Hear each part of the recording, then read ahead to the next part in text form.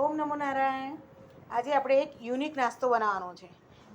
જેમાં આ ખીરું જે બનાવ્યું છે મેં એના અંદર એક વાટકી સોજી, એક વાટકી બેસન, એક વાટકી ચોખાનો લોટ, આ બધાને સરસ ખાટું દહીં હોય એમાં મેં પલાળી દીધું છે. મેં અડધો કલાક પહેલાં પલાળીને તૈયાર કરીને ઢાંકીને મૂક્યું છે.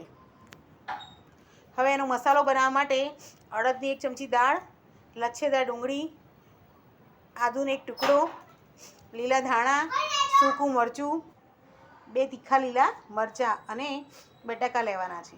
મેં જે બાફીને લીધા છે, તમે પણ બાફીને લઈ શકો, કાચા લઈ શકો.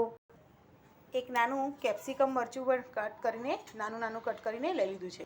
અંદર વેજીટેબલમાં વટાણા છે, ગાજર છે, એ બધું તમે અંદર એડ કરી શકો છો.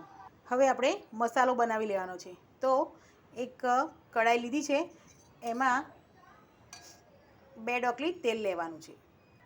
તેલ આવી જાય એટલે આપણે રાઈ નાખીશું, પછી જીરું નાખવાનું, અડદની દાળ, ગેસ મીડિયમ રાખીને આપણે એને થોડી શેકી લઈશું. હવે એમાં આપણે લાલ સૂકું મરચું જે કટ કરી દીધું એ નાખ્યું છે. આપણે એમાં ડુંગળી નાખી દેવાની છે, સાથે લીલા મરચાં, 1 ઇંચ જેટલો આદુનો ટુકડો મેં છીણીને લઈ લીધો છે. બધું જ એકદમ સરસ સાતળવા દેવાનું છે.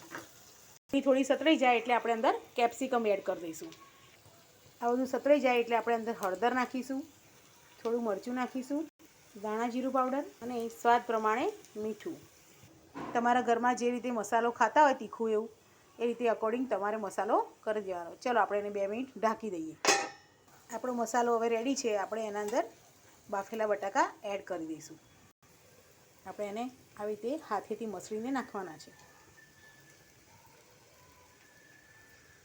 એમ કરીને બધા જ બટાકા અંદર નાખી દઈશું બાફેલા. સાથે લીલા ધાણા નાખી દેવાના છે, જે સાથે જ મિક્સ થઈ જાય. આપણો મસાલો રેડી છે. હવે આપણે બીજી પ્રોસેસ કરી લઈએ. આપણે હવે આ બેટરમાં સ્વાદ પ્રમાણે મીઠું નાખવાનું છે અને ખાવાનો સોડા 1 ચમચી જેટલો ચમચાથી નાખી શકીએ એવું બેટર આપણે બનાવવાનું છે. હવે એક નાની કઢાઈ મૂકીને એમાં આપણે તેલ મૂકવાનું છે. આમાં કોઈ જાતનો આપણે વઘાર નથી કરવાનો, ડાયરેક્ટ બેટર નાખવાનું છે.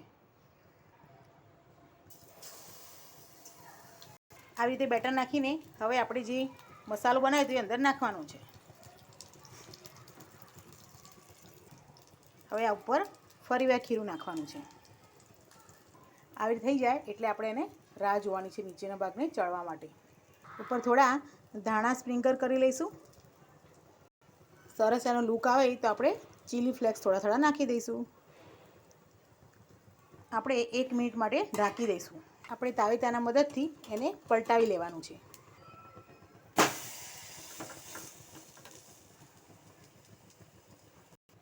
બંને બાજુથી સરસ મજાનું શેકાઈ ગયું છે. હવે આપણે એને સર્વ કરી લઈશું. જો આપણે સર્વ કરી લીધું છે, કેટલું સુંદર લાગે છે આજનો આપણો નાસ્તો. ડિનર કહો, બાળકોને સવારે નાસ્તામાં બી બનાવી અપાય.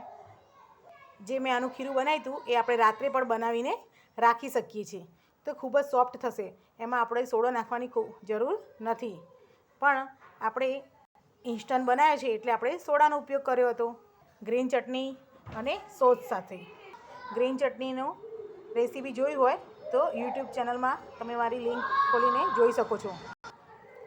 નાસ્તો એકદમ મસ્ત થિકનેસવાળો અને સોફ્ટ બને છે. જો કેટલો સુંદર લાગે છે. બાળકો પણ એન્જોય કરશે અને ખાશે.